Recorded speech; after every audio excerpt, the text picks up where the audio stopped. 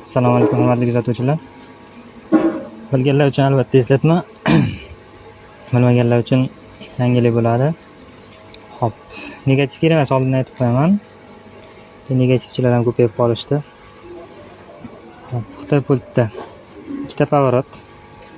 Center zamok plyusovой, minusovой, hop, oranjevый ikkita bittasi, ikkalasi ham bitta qilib massaga ulanadi. Hop, sariq bilan minus tomon sariq, bu bitta qilib plyusga ulanadi. Ikkita oq center zamok bo'ladi.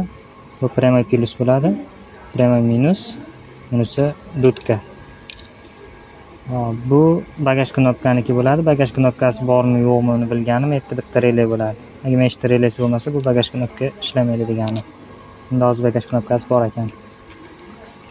Hop. Bu sariq sim starterda bloklash bo'ladi.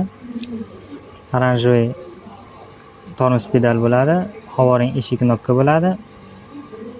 Oqqa qizil yo'llik kalitni ochgan bo'ladi.